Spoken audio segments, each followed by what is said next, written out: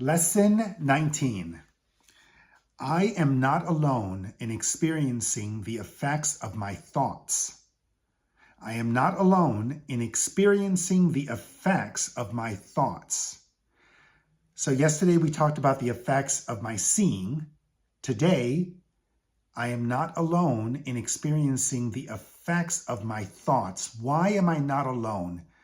Because all minds are joined, because we live in a shared reality. We live in a shared consciousness. There is a field in which we interact and affect each other. The idea that we have private thoughts makes perfect sense if we see the world through the ego, through the idea of reality that is very internal and individualistic, the idea that I am separate from everything else. I am separate from all of creation. But if indeed I am not separate, that the ego creates the illusion of separation, but that we are a constant field that is interchanging and affecting itself, then there is no such thing as a private thought. There is also a concept of, within our current reality, of linear time, that there is cause and effect. I have a thought and I project it out into my world. So thought precedes perception. Of course, it's saying that actually there is no cause and effect, that it's all happening simultaneously. It's interchangeable. So whether or not the thought comes before the perception or the perception comes and then the thought really does not matter, because all minds are joined. In Tibetan Buddhism, there are two terms or two concepts, one called SEM, S-E-M, and one called Rigpa, R-I-G-P-A. SEM is the idea of concept. The mind creates individual thought that is dualistic, that has opposites, good and bad, that constantly assesses and judges. That is the dualistic mind, otherwise known as the ego, is called SEM.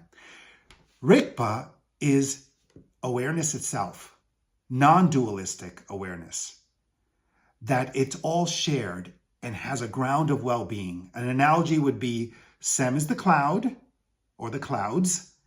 Rigpa is the sun. SEM can obscure Rigpa, but it can never replace it. The sun is always shining. The experience that we have of it shining can be obscured by clouds, but they will come and go.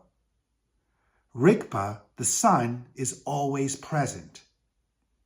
So this shared reality that we have is a movement towards ultimate reality, which is God.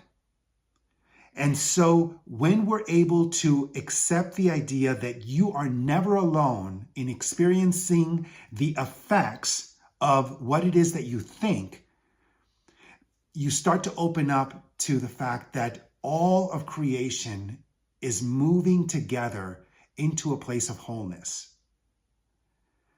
So what you would do is close your eyes, and as a thought arises,